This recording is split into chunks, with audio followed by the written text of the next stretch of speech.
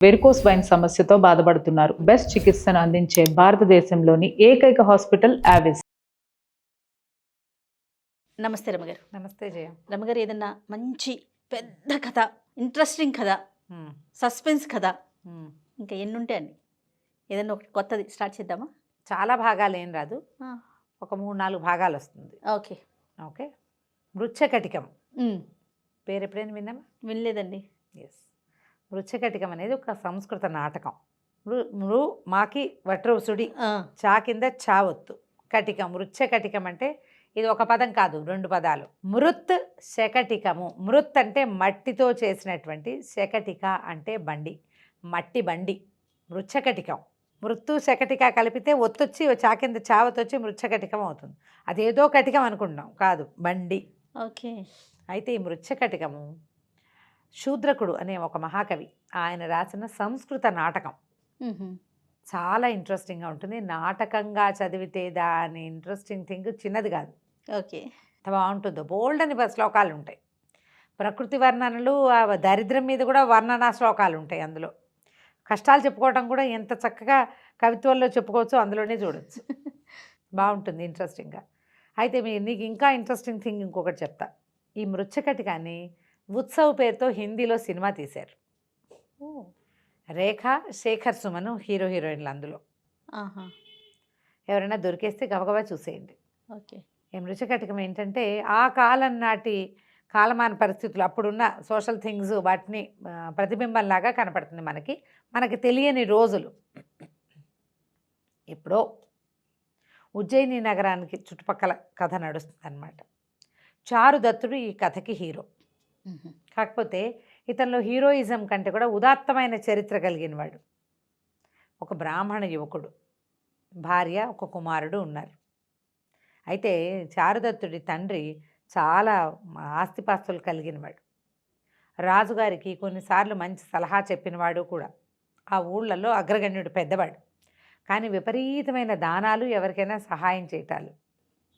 ఆ తండ్రి ఛాయలో పెరిగిన చారుదత్తుడు కూడా అలాగే మెత్తటివాడు, దాన ధర్మాలు ఎక్కువ. ఆస్తంతా అయిపోయింది. అతని భార్య పేరు దూతాంబ. ఓ పిల్లాడున్నాడు. అయితే వీళ్ళకి ఎవ్వరూ పెద్దగా పనివాళ్ళు కూడా పెద్దగా లేరు. ఓ ఇంట్లో పనిచేసేవాడు రదనిక అనే పేరున్న ఒక చెలికత్త. పేరు చూడు ఎలా ఉంది, RADANIKA, రదనిక. బాగుందండి. అక్కడి నుంచి ఒక స్నేహితుడు ఈయనకి. అతను ఈ వీళ్ళతోటే ఉంటాడు. ఒక పెద్ద విశాలమైన ఇల్లుంది, చాలా పెద్ద ఇల్లు. రాజవీధికి పక్కనే ఉన్నటువంటి బ్రాహ్మణ వీధిలో ఉంది. పెద్ద వీధి, చాలా పెద్ద ఇల్లు. కానీ ఎవరు ఏమీ లేరు. ఇంట్లో ఉన్న పెద్ద పెద్ద వస్తువులకి కాళ్ళు వచ్చి వెళ్ళిపోయినాయి. ఓకే. వెండి బంగారాలు అవి ఏమీ లేవు. పాతకాలపు జిలుగులు కొన్ని ఉంటాయి కదా, తివాసీలు, భోషాణాలు, ఇల్లంతా స్తంభాలు, అవి మాత్రం ఉన్నాయి. పెద్ద పెద్ద పాత్రలు అవి అమ్మలేరు. ఆ రోజుల్లో అవి కొనేవాళ్ళు ఉండేవాళ్ళు కాదు. ఓకే. ఇలా ఉండగా ఆ ఊర్లో వసంతసేన అని ఒక వారాంగన ఉండేది. ఆవిడ చాలా అందగత్తె. సంస్కృతం అది చాలా చక్కగా చదువుకుంది. అయితే ఒకసారి ఒక కామదేవుడి ఉత్సవం, ప్రతి సంవత్సరము కామోత్సవాలని చేస్తారు, వసంతోత్సవాలు. మన వసంత పంచమికి, తర్వాత వసంత పౌర్ణమి అంటే చైత్ర పౌర్ణమికి కూడా వసంతోత్సవాలు చేస్తారు. ఆ అప్పుడు ఊరంతా మన్మథుడి వేషాలు, రతీదేవి వేషాలు అలా వేసుకుని తిరుగుతారు. కాముడి వేషం వేసే అమ్మాయి, రతీదేవి వేషం వేసే అమ్మాయి, అట్లా ఉండి చాలా విశేషంగా చేస్తారు. అప్పుడు చేసుకునే ఉత్సవాలు అవే అనమాట. మనం ఇప్పుడు గణేష్ చతుర్థి అవి చేస్తున్నాం కదా, అట్లా వసంత పున్నమి అలా చేసేవాళ్ళు. ఆ ఉత్సవాలప్పుడు ఈ చారుదత్తుడు, వసంతసేన ఒకరినొకరు చూసుకున్నారు. ఒకరి మీద ఒకరికి కొంత అభిలాష కలిగింది. కానీ ఈయన బ్రాహ్మణుడు, ఎందుకని ఆవిడ ఊరుకుంది. కానీ ఆయనంటే ప్రీతి, ఆ మనిషి మొహం గుర్తొస్తూ ఉంటుంది. ఈ చారుదత్తుడు, ఈమె గణిక, వారాంగన, దేవాలయంలో నృత్యం చేస్తుంది. డబ్బులతో వ్యవహారం, వాళ్ళతోటి స్నేహాలు. తన దారిద్ర్యాన్ని తలుచుకుని ఈమె చాలా నచ్చినప్పటికీ ఇంకా ఏం మాట్లాడకుండా ఉండిపోతాడు. ఇది ఈ కథకి బ్యాక్గ్రౌండ్ అన్నమాట. ఒకనాడు ఏమైందట, వసంతసేన తనకి చెలికత్త ఒకటి ఉంది, మదనిక, MADANIKA. ఇందాక ఆరు ఉంది కదా, ఇక్కడ M ఉందన్నమాట. మదనికతో కలిసి ఆ దేవాలయంలో నృత్యం చేయడానికి వెళ్ళింది. సాయంకాలం వేళ వారాంగన నృత్య ప్రదర్శన ఖచ్చితంగా ఉండేవి అప్పట్లో. నృత్య సేవ, స్వామికి నృత్యహారతి ఇవ్వటము విశేషమైన దినాల్లో అలా ఉండేవి. అయితే ఏమైంది, ఈ ఉత్సవ వేళ నాట్యం చేయడానికి వెళ్ళింది ఆవిడ. వెళ్తే ఆ ఊరి రాజుగారి బావమరిది, రాజశ్యాలక అని చెప్తారు. శాలకుడు అంటే రాజుగారి బావమరిది అనమాట. శకారుడు అనేవాడు, కొంచెం వికృత రూపుడు, కానీ వాడు చాలా ధూర్తుడు. అతనికి ఈ వసంతసేన మీద ఆసక్తి ఉంది. ఈ అమ్మాయి అతనికి దొరకటల్లా. ఈ నాట్యం అయిపోయిన తర్వాత ఇద్దరు బయటకు వస్తుంటే బండి ఎందుకు మిస్ అయిందో మరి, బండి లేదు. వాళ్ళిద్దరూ నడిచి వెళ్ళబోతున్నారు, బండి ఎక్కారేమో. ఈ శకారుడు ఇద్దరు స్నేహితులతో కలిసి తాగేసి వీళ్ళు వెంటపడ్డాడు. ఇది ఎన్ని వందల సంవత్సరాల క్రితం రాయబడింది, కనీసం 500-700 సంవత్సరాల క్రితం రాయబడింది. జూదశాలలు, పానశాలలు ఉన్నాయి ఆ ఊళ్ళో. జూదశాలలో జూదమాడి, పానశాలలో తాగేసి, పాన మత్తతోటి శకారుడు వీళ్ళ వెనకాల పెట్టాడు. పరిగెత్తారు. పరిగెడితే ఈవిడ ఒంటి నిండా బోల్డు నగలు, నాట్యానికి వచ్చింది కదా, ఈ పైన చెవులకు పెట్టుకునేవి, మెళ్ళో బోళ్ళంత వస్తువు, నడుముకి మొలనూలు, వడ్డాణాలు ఉంటాయి, కాళ్ళకి ఇవి పాంజేబులు, గజ్జెలు, అవి గాజులు, కంకణాలు, బాజుబందులు బోల్డని ఉంటాయా. టంగు టింగు టింగు టంగని బంగారం అయినా మోగుతుంది. ఒక వస్తువు అయితే టింగు అంటుంది, కానీ 100 వస్తువులు ఉంటే మోగదు. ఈవిడేం చేసింది, ఈ వస్తువులన్నీ ఇదైపోతున్నాయి, పట్టుపట్టని ఈ పైన వేసుకునే ఇది ఒకటి ఉంటుంది కదా మేలు ముసుగులో, నగలన్నీ తీసి అందులో మూట కట్టింది. ఆ నగల మూట పుచ్చుకొని పరిగెడతారు. పరిగెడుతుంటే ఏమైంది, ఈ అమ్మాయి అటు ఇటు, ఈ పక్కన చీకటి రాత్రి, అక్కడక్కడ దీపాలు ఉంటాయి. రథిలో అంటే 4 రోడ్ల కూడలలో దీపాలు ఉన్నాయి. మన దీపాలు లాంటివి ఏం కాదు, ఇట్లా వెలిగేవి పెట్టారు అంతే. ఈ పరిగెత్తుకుంటూ వెళ్ళే క్రమంలో చారుదత్తుడి వీధి వైపుకు వెళ్ళింది. మదనికి నవ్వింది. ఓహో, నీకు నచ్చిన వాడి వైపుకు వెళ్తున్నావా నువ్వు అంది. ఏమో ఏ అవకాశం లభిస్తుంది అటు పరిగెత్తింది. ఇంతలో చారుదత్తుడి ఇంట్లో ఏమైంది, చారుదత్తుడు రాత్రి వేళ ఏంటంటే బలి అన్నానికి అంటే కొంచెం జంతువులు అవి తినడం కోసం రోజు కొంత ఆహారం అన్నాన్ని చతుర్మచ్చంగా ఈ 4 రోడ్ల కూడల్లో పెడతారు. ఆయన స్నేహితుడు వసంతుడు ఉన్నాడు, వసంతుడే అతని పేరని నాకు గుర్తుంది, పేరు అది కాదేమో, కాస్త అటు ఇటుగా స్నేహితుడు. ఈ రథనిక ఆ అన్నం పుచ్చుకుని బయలుదేరింది. ఈ వసంతుడు ఏం చేశాడు, గుమ్మం దగ్గర నిలబడ్డాడు దీపం పుచ్చుకుని. రథనిక బలి అన్నాన్ని తీసుకెళ్తుంది. ఆ బలి అన్న బలి వేస్తారనమాట. మనం కూడా కుక్కలకి వాటికి పెడుతుంటాం అట్లా. ఈ అమ్మాయి అటు వెళ్ళేసరికి అదే సమయానికి వసంతసేన ఇటు వచ్చింది.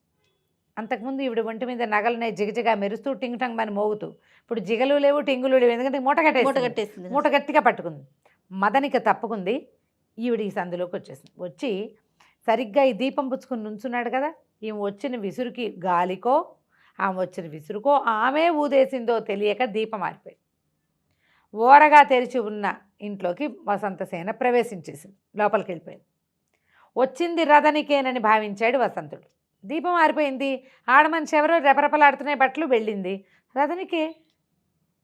ఇంతలో ఏమైంది, తలుపు వేసుకునే లోపల అటుపక్క నుంచి వస్తున్నటువంటి శకారుడు, ఈ అనివాడు కుర్రాళ్ళు, ఇదేమిటి ఇది దరిద్ర చారుదత్తుడు అని చెప్తారు. చారుదత్తుడిని దరిద్ర చారుదత్తుడు వీధిలోకి కానీ వెళ్ళిందా ఏమిటి, ఈ సందు చారుదత్తుడి వీధి ఇది అని మాట్లాడుకుంటూ వచ్చేసరికల్లా ఈ తలుపు దగ్గర తెరిచి ఉంది కదా, కొంచెం అప్పుడే తలుపు మూసుకుపోతుంది.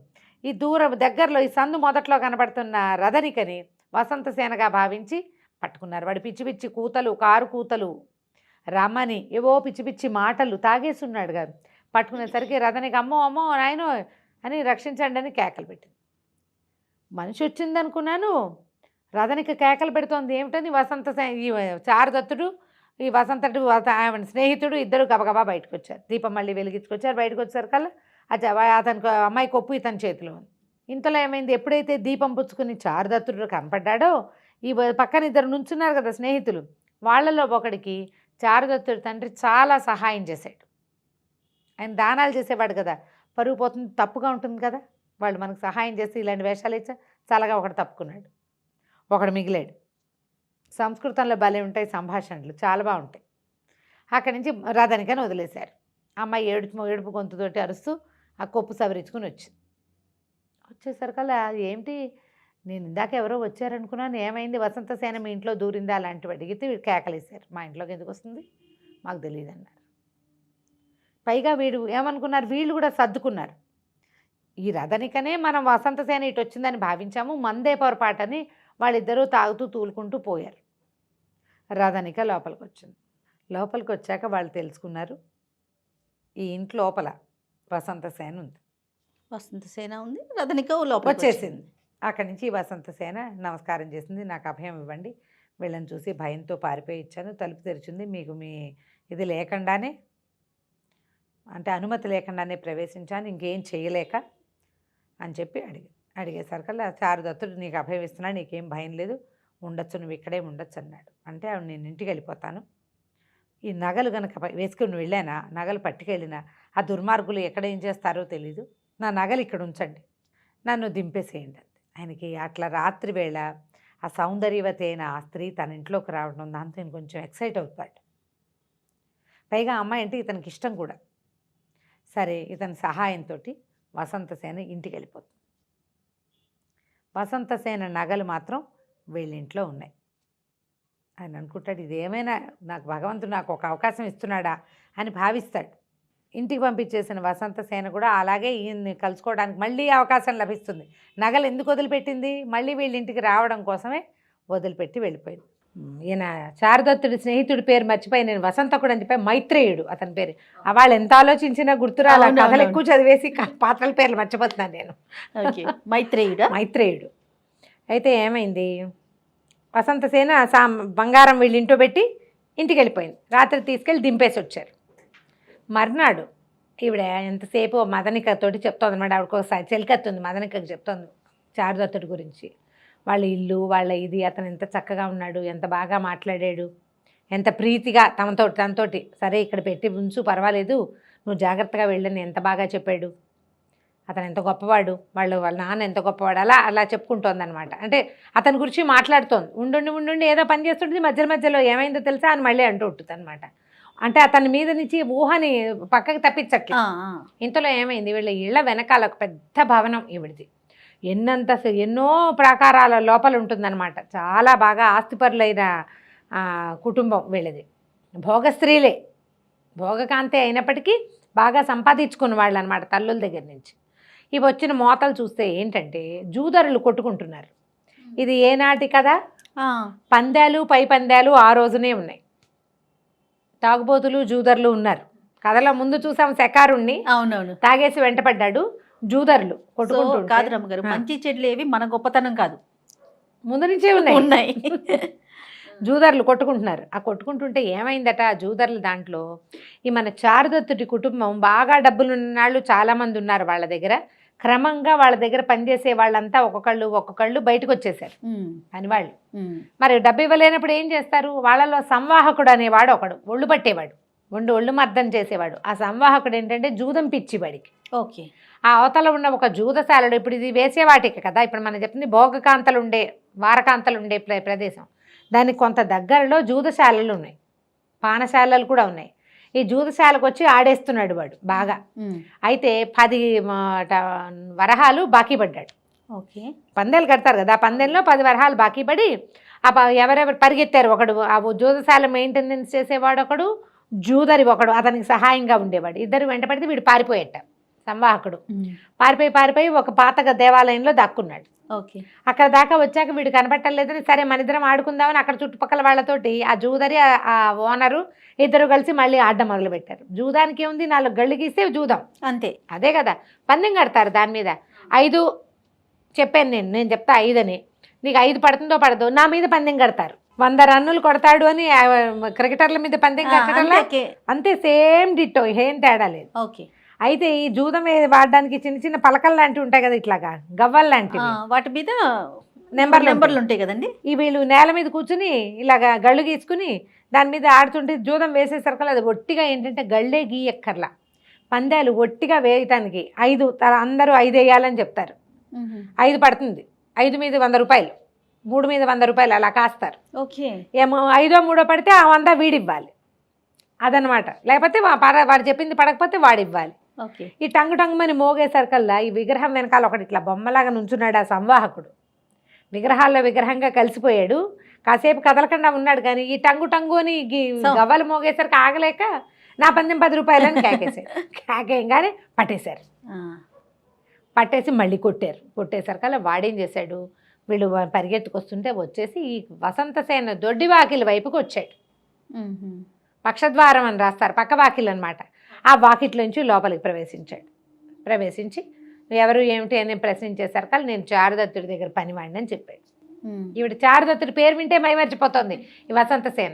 ఏమన్నది, సరే ఉండు, నువ్వు ఇక్కడే ఉండు, నువ్వు ఎంత బాకీ పడ్డావు ఏంటని కనుక్కొని ఆ సభికుడు అంటే ఆ జూదశాల తాలూకు ఓనర్, సభికుడు అంటారు అతన్ని పిలిపించి వీడికి ఇవ్వాల్సిన 10 నాణ్యాలకి ఇగో ఈ బంగారం తీసుకొని ఒక వస్తువు వాడి చేతులు పెట్టి, ఆ సభికుడు వీడికి ఏమనిపించింది, సంవాహకుడికి, ఇచ్చి నా బతుకు, నేను ఒక మంచి అత్యద్భుతమైన బ్రాహ్మణ కుటుంబంలో పనిచేసి వాళ్ళ మంచి లక్షణాలు ఒకటి రాలా, నాకు జూదం నేర్చుకున్నా, ఆ పిచ్చతో ఆడాను, చివరికి ఒక వారకాంతం నన్ను విడిపించాల్సి వచ్చింది.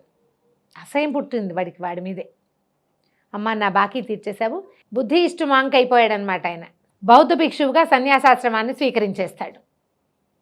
వాడికి కాస్త సన్యాసాశ్రమం కోసం భిక్షువుగా మారిపోయి ఇంక నేను బౌద్ధారామానికి వెళ్ళిపోతాను, ఇంక ఎప్పుడు ఈ జూదము అవి ఆడనమ్మా, నీ పాదాల మీద ఆనని ఈవిడికి ప్రామిస్ చేసి ఈవిడ వల్ల బయటపడ్డాడు.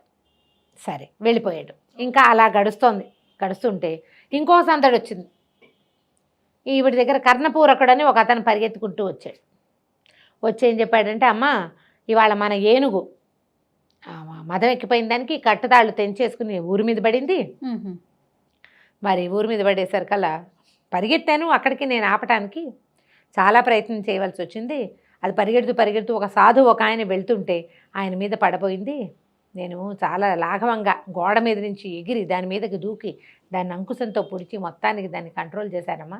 ఆ దారిని వెళ్తున్న మహానుభావుడు ఒక ఆయన, ఎంత గొప్ప పని చేశావు, సాధువు ప్రాణాలు రక్షించావని తన ఒంటి మీద ఉన్న ఉత్తరీయాన్ని నాకు కానుగ్గా ఇచ్చాడమ్మా. జాజిపూల సువాసన వస్తుంది, అది జాజిపూల వాసన వస్తున్న ఈ ఉత్తరీయాన్ని నాకు బహుమతిగా ఇచ్చాడు అని చెప్పి ఆ ఉత్తరీయాన్ని ఈవిడి చేతికిస్తాడు. ఓహో, ఆ ఉత్తరీయాన్ని ముట్టుకునేసరికల్లా ఈవిడికి తెలుస్తుంది ఇది చారుదత్తుడి ఉత్తరీయం. ఓహో, ఆ వాసనకి తెలిసింది. తను ఉన్న వెంటనే ఆ బయట నుంచి కూడా జాజిపూల పరిమాణం వెళ్తున్న వాసన వస్తుంటుంది. ఓహో, ఆ చారుదత్తుడు వెళ్తున్నాడని పరిగెత్తుకుంటూ వెళ్ళి కిటికీ దగ్గర నుంచుంటుంది. ఆయన వెళ్ళేవాడు పక్క నుంచి నడుస్తుంటాడు. అలా వెళ్తున్న వాడిని చూడడమైనా సరే ఈవిడికి సంతోషంగా చూస్తూ ఉంటుంది. ఆయన వెళ్ళిపోతాడు. అయితే నగలు వాళ్ళ ఇంట్లో ఉన్నాయి.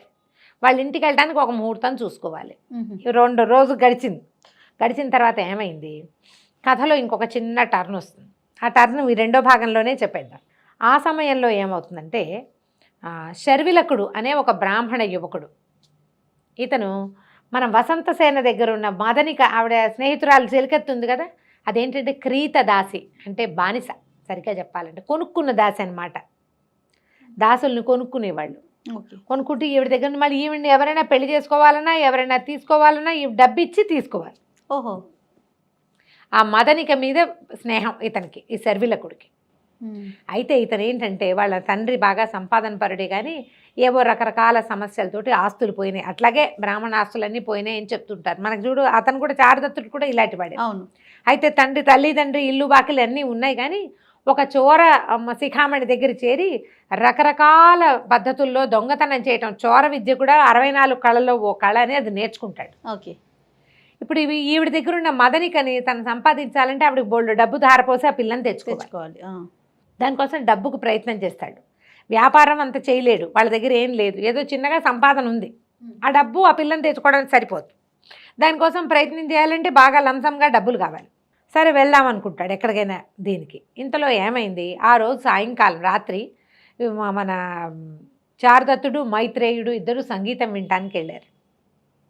వాకిలి కాపలాకు ఒక పనివాడు ఉన్నాడు, వర్ధమానుడు ఏదో చెప్తారు, వర్ధమానుడు బండివాడు అంటారు, వర్ధమానుడు కాపలా ఉన్నాడు. వీళ్ళు తిరిగి వచ్చాక ఏమనుకున్నారంటే, ఇప్పుడు బంగారం అమ్మాయి మూట కట్టించింది, వీళ్ళింటో ఏమీ లేవు, ఎక్కడో పెట్టకుండా దగ్గర పెట్టుకుంటారు. ముందు మైత్రేయుడు వంతు సగం రాత్రి వరకు మైత్రేయుడు ముందు వర్ధమానుడు కాపలా ఇంటికి, అతను వెళ్ళిపోయాక మైత్రేయుడు చేరాడు. ఆ డబ్బులు బంగారం పక్కన పెట్టు పడుకుంటాడు. 1 గంట 2 అయిన తర్వాత చారుదత్తుడికి అప్పచెప్పాలి, ఇంకోటికి అప్పచెప్పాలి బంగారం. అక్కడి నుంచి వాళ్ళు నిద్రపోతారు. అంతవరకు కాస్త మాగన్నుగా మెలకుగానే ఉంటారు, దాని జోలికి ఎవరు రాకుండా. సరే వీళ్ళు ఏమనుకున్నారు, కాపలా కాసుకుంటున్నారు వీళ్ళ దారిని వీళ్ళు, మరి బంగారం ఉంది కదా మళ్ళీ మనకు తలకాయ నొప్పని. ఈ శర్విలకుడు ఏం చేశాడు, ఆ రోడ్ అంతా చూసి చాలా సంపన్న గృహంలాగా కనపడుతున్నటువంటి మన చారుదత్తుల గృహానికి వేయించేశాడు.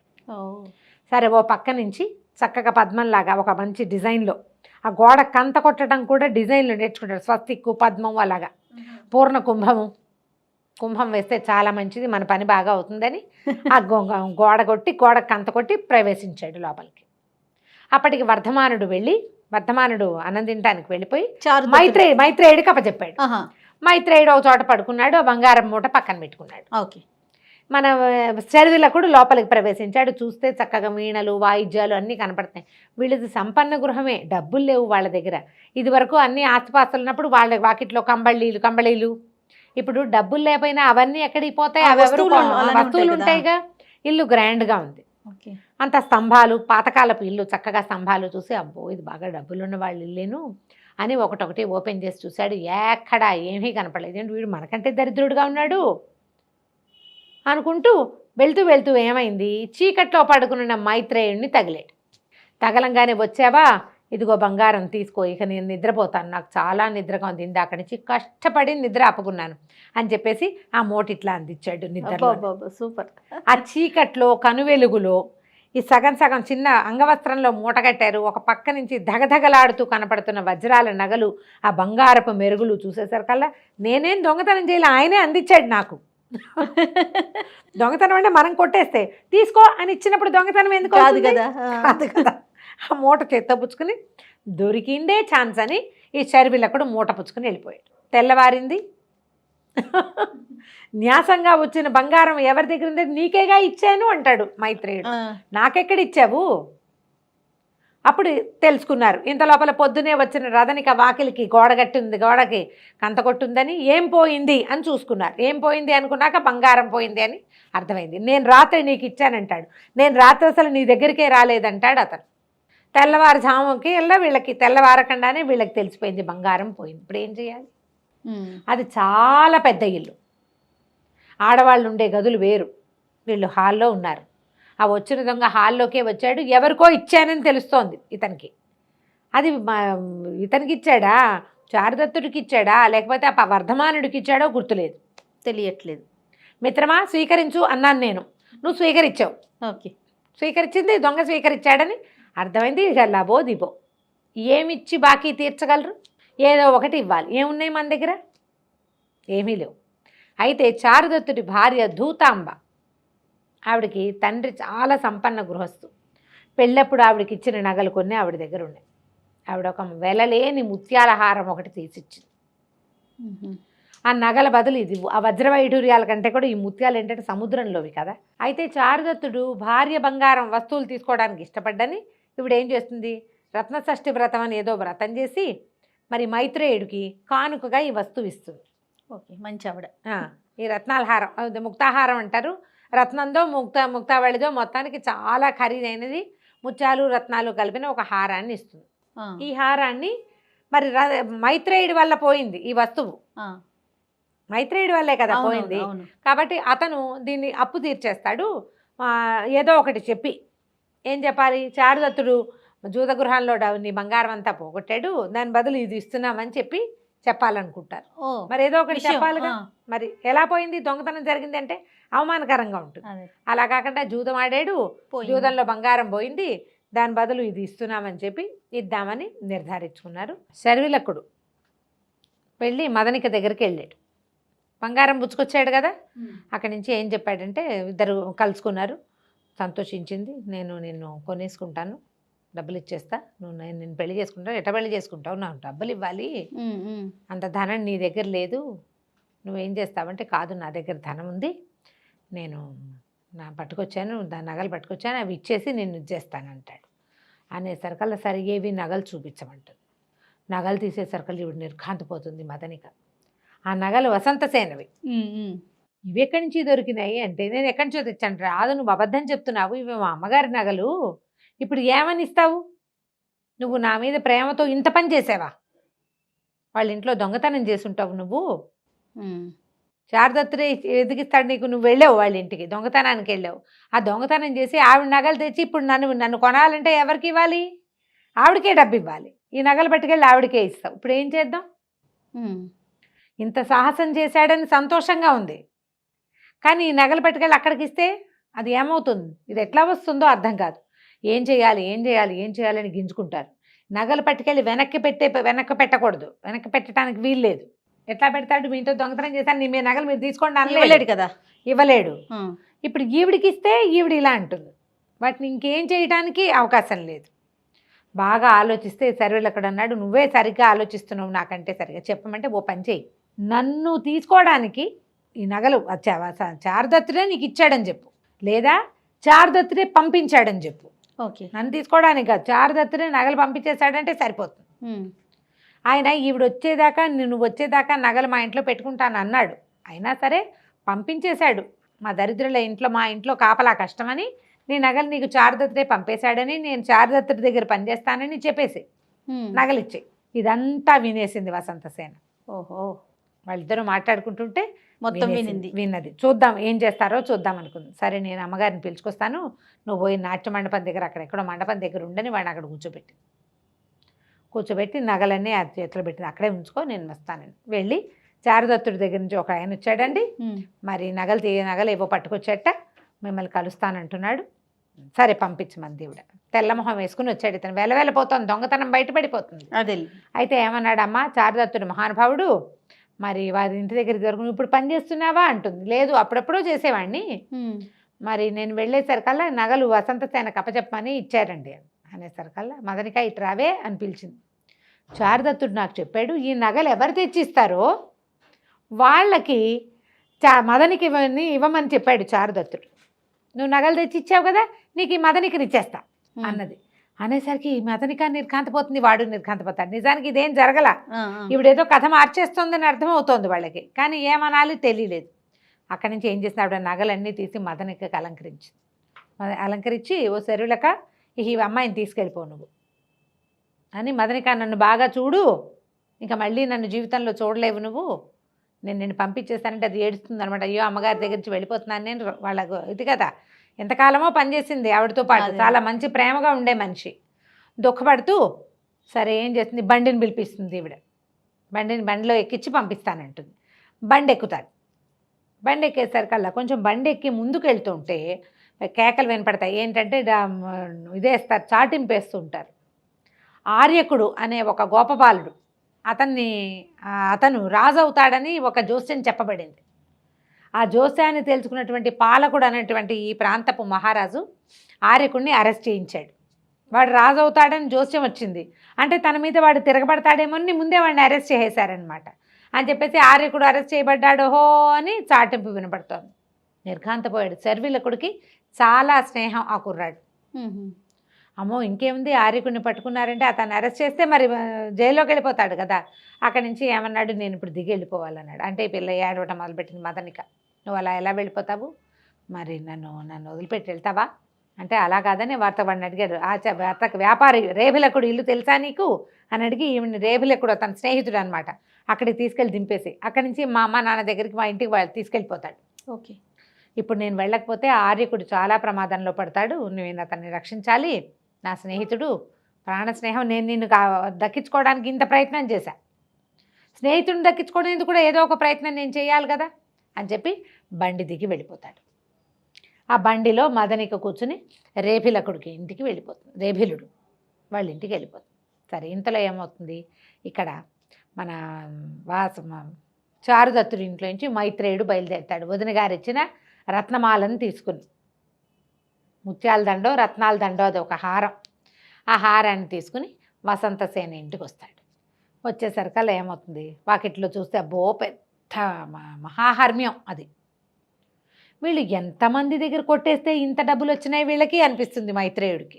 వారాంగనకి అంత సంపద ఉందంటే ఎన్ని తరాలుగా వీళ్ళు ఎంతమంది దగ్గర నుంచి ఎంతంత సంపద వచ్చింది, ఎందరు రాజులను వ్యాపారస్తులను వీళ్ళు రంజింపజేస్తే వస్తుంది ఇదంతా. అలా అనుకుంటూ ఒకళ్ళ బయట నుంచి వచ్చేసరికల్లా ఓ పని మనిషి ఎవరో చూస్తారు, సరే రండి అని లోపల తీసుకెళ్తారు. ఒక్కోటి దాటాడు, మణులు మాణిక్యాలు, కొన్ని చోట్ల ఎండబెట్టిన రకరకాల సుగంధ ద్రవ్యాలు, ఓ దాంట్లో ఏనుగులు కూడా ఉన్నాయి ఆవిడకి. వాళ్ళ ఇంట్లో ఏనుగులు, గుర్రాలు, ఎడ్లబళ్ళు, బోళ్ళంతమంది మనుషులు, వంటలు గుమగుమలాడుతూ, సుగంధ ద్రవ్యాలు, అక్కడి నుంచి అలంకరించుకున్న ఎంతోమంది స్త్రీలు, వాళ్ళ కోసం వచ్చినటువంటి విటులు, సంగీతాలు, పాటలు, పద్యాలు ఎన్నో. ఒక్కొక్క ఇది దాటుతూ ఉంటే, ఒక్కొక్క గుమ్మము దాటుతుంటే ఒక్కో ప్రాకారంలోనూ ఎంతమందో ఎంత హడావిడో. అదంతా దాటుకుని వసంతసేన దగ్గరికి వెళ్తాడు. ఇంత సంపద ఉంది ఈ అమ్మాయికి అని చెప్పి తేళ్ళేసరికల్లా వెళ్ళి ఏమన్నాడు, మరి మన చారుదత్తుడు జూదరి, మహాజూదం పిచ్చి, నీ వస్తువుల్ని తన వస్తువులుగా భావించి జూదంలో గెలుస్తాననే నమ్మకంతో పెట్టేశాడు. ఆవిడకు నవ్వొచ్చింది. ఏమిటి జూదంలో పెట్టాడు ఆ చారుదత్తుడు? అవునన్నాడు. అవును, ఓడిపోయాడు. దొంగతనం జరిగిన వస్తువుని, దొంగతనం అయింది అని చేతులు దులుపుకోకుండా జూదంలో పోగొట్టాడని తను జూదరవడానికి కూడా రెడీ అయ్యాడు ఆయన. అయితే ఆ వస్తువుకి సామ్యం వచ్చేటువంటి అంతకంటే ఎక్కువ ఖరీదైన ఈ రత్నమాలని నీకు పంపించాడు. ఆవిడ ఆ రత్నమాలను చూస్తుంది. నేను ఇది తీసుకోలేను అంటుంది. కాదు, నువ్వు తీసుకోవాలి, మరి వదిన గారు ఇచ్చారు, ఆవిడ పుట్టింటి నుంచి వచ్చిన వస్తువు అని చెప్తాడు. చెప్పేసరికల్లా అసలు వీడికి మంచి సంతోషం వస్తుంది. అది తీసుకుంటుంది, చేత్తో పుచ్చుకుంటుంది. నన్ను గౌరవించారనుకుంటుంది. మరి సాయంకాలం నేను కలవడానికి వస్తానని చెప్పమంటుంది. ఇంటికి వస్తాను అని. వారాంగన ఇంటికి వస్తానంటే ఏమిటి అర్థం? దీనికి ఒళ్ళు మండిపోతుంది మైత్రేయుడికి.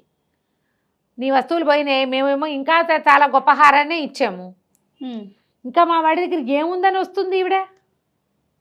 ఎంతమంది సంపదో ఇంట్లో అంతా కనపడుతోంది. సరే, నచ్చదు అతనికి. సరేనంటాడు, కానీ చెప్పాలి కదా. సరేనని ఒప్పుకుంటాడు. వెనక్కి వెళ్తాడు.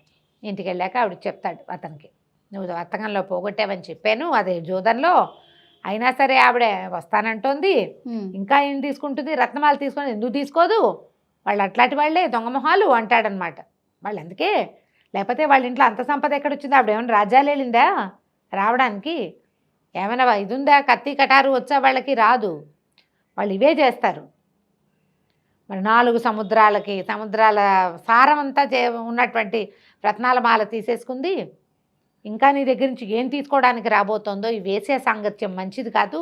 నువ్వు ఆవిడ మీద ఉత్సాహం మానుకో. ఆవిడ అటు వెళ్తోందంటే నీకు ఇక్కడ రక్తం ఉప్పొంగిపోతోంది. ఈ ధోరణి మానేసేయమంటాడు. మానేసేయమంటే ఇప్పుడు మనసులో పుట్టింది ఇది. ఇప్పుడు ఆవిడ వస్తానంటే ఎలా కాదంటాం?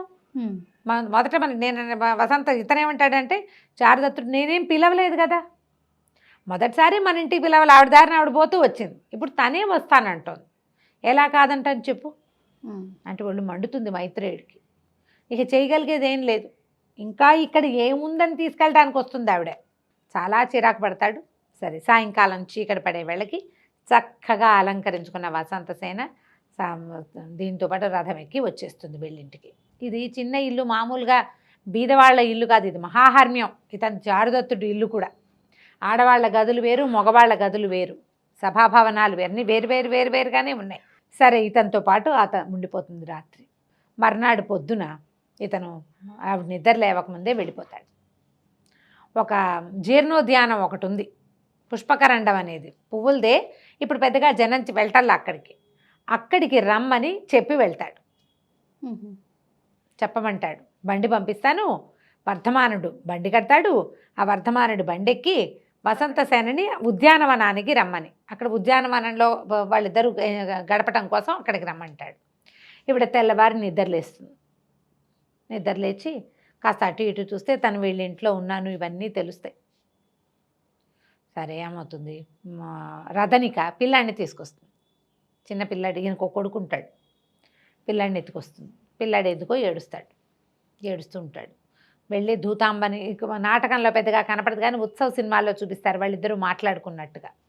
ఓ స్త్రీ ఇంట్లోకి వస్తే ఇంట్లో ఉన్న వాళ్ళకి పలకరించకుండా ఎట్లా ఉంటుంది? ఆ కాలంలో ఇలాగా వేరే వాళ్ళు ఇళ్ళకి రావడం కానీ, వాళ్ళు వీళ్ళింట్లో మెసలటం కానీ పెద్ద తప్పేం కాదు, లోకసామాన్యంగా జరిగేవి. అవి అంత పెద్ద విచిత్రమైన విషయం కాదు, ఆశ్చర్యపోయే వ్యవహారము కాదు. అయితే ఏమవుతుంది, పిల్లాడిని చూసి ముద్దు చేస్తుంది. చారుదత్తుడు కొడుకు, చారుదత్తుడిని ప్రేమిస్తోంది ఆవిడ. పిల్లాడిని ముద్దు చేస్తుంది. పిల్లాడు ఏడుస్తూ వస్తాడు.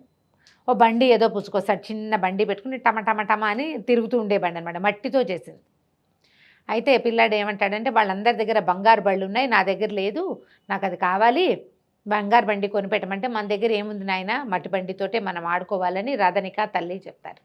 ఇవి చాలా దుఃఖం వస్తుంది వసంతసేనకి. వాళ్ళ ఇంట్లో నా వస్తువులు పోతే, నా వస్తువు ఉంటే పిల్లాడికి ఇవ్వాల, పోగొట్టుకుని దొంగతనం జరిగితే దొంగతనం అయింది మాకు సంబంధం లేదు అని అనకుండా వాళ్ళ దగ్గర ఉన్న అత్యంత ఖరీదైన వస్తువుని నాకు ఇచ్చేశారు. పిల్లాడి సరదా తీర్చడానికి కూడా చారుదత్తుడికి శక్తి లేదు, అయినా కూడా మాట మీద నిలబడి ఉన్నాడు అని చెప్పి పిల్లాడిని దగ్గర పిలిచి కూర్చోబెట్టుకుంటుంది. తన మెడలో నుంచి ఒక్కో బంగారు వస్తువు ఆ మట్టి బండి మీద వేస్తుంది. దాన్ని నిండా పెట్టి దీంతో బంగారు బండి చేయించుకో వీటితోటి నువ్వు అని చెప్పి ఆ బండికి అలంకారం చేస్తుంది అనమాట. ఆ బండి పుచ్చుకుని తిరుగుతూ ఉంటాడు పిల్లాడు అటు ఇటు. మృత్ శకటికము, మట్టి బండి, వాడి దగ్గర ఉండేది మట్టి బండి, దాన్ని బంగారం వేసి దాన్ని బంగారు బండిని చేసిందనమాట. నువ్వు ఆడుకోమంటుంది. పిల్లాడికి మంచి సరదా వస్తుంది, దగదగలాడే వస్తువులు చూసేసరికల్లా సంతోషంగా అటు ఇటు తిరుగుతాడు. ఈ లోపల వర్ధమానుడు వచ్చి బండి వచ్చింది అమ్మగారిని రమ్మంటే, ఈ లోపల ఈవిడ దగ్గర ఇంకోటి చతురికో ఎవరో వస్తారు, చేటి ఈవిడ తేలికత్తే అలంకరించుకుంటోంది వస్తుందండి. ఈవిడ చక్కగా శుభ్రంగా స్నానం చేసి చక్కగా కొన్ని నగలు పిల్లాడికి ఇచ్చేసింది కదా, ఏదో నామమాత్రపు నగలు వేసుకుని అలంకారం చేసుకుని బయలుదేరుతుంది. ఇంతలో ఏమవుతుందంటే రాజుగారి బావమరిది శకారుడు కోసం ఒక బండి, శకారుడు ఆ జీర్ణోద్యానంలో ఉన్నాడని అతని కోసం ఒక బండి వెళ్తోంది. స్థావరకుడు ఆ బండితోలే వాడి పేరు. ఆ స్థావరకుడి బండి వర్ధమానుడి బండి రెండు ఒకేసారి వస్తాయి వీధిలోకి. ఇంతలో ఈ వర్ధమానుడు ఏమనుకుంటాడు, బండిలో గడ్డి అయితే పరిచాను, తివాసి తీసుకురాలేదు అని చెప్పేసి బండి అక్కడ వదిలిపెట్టేసి లోపలికి వస్తాడు, మందిరంలోకి వస్తాడనమాట ఒక తివాసి తీసుకోవడం కోసం. తివాసి వేసుకునే లోపల బండి వచ్చిందని కబురు వచ్చేసింది కదా, ఈవిడ బయటకు వచ్చేసింది. ఈ వచ్చేసి ఈ వర్ధమానుడి బండి ఏమో ముందుకెళ్ళిపోతుంది. సరిగ్గా చారుదత్తుడి ఇంటి ముందు ఈ స్థావరకుడి బండి ఆగుతుంది. అది ఎవరిది, రాజుగారి బావమరిదైన శకారుడిది బండి. ఈవిడ పోయి అందులో ఎక్కి కూర్చుంటుంది. ఆ బండిగా వెళ్ళిపోతుంది.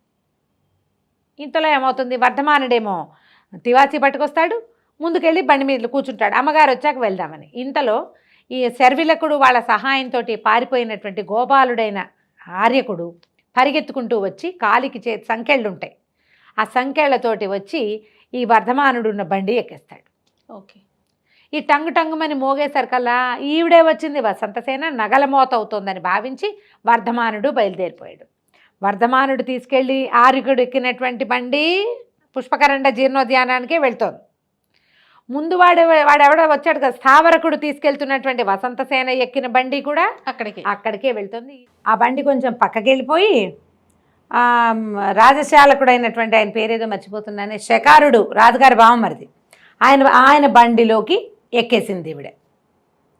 బండి దాని దారిని అది వెళ్ళిపోయింది. ఈ బండి కూడా ఇప్పుడు శకారుడు మన చారుదత్తుడు పంపించిన బండిలో ఈ శర్విలకుడు వాళ్ళ సహాయంతో పారిపోతున్నటువంటి ఆర్యకుడు, ఒక గోపబాలుడని, అతన్ని రాజుగారు అరెస్ట్ చేశారని ముందు భాగంలో చెప్పాం.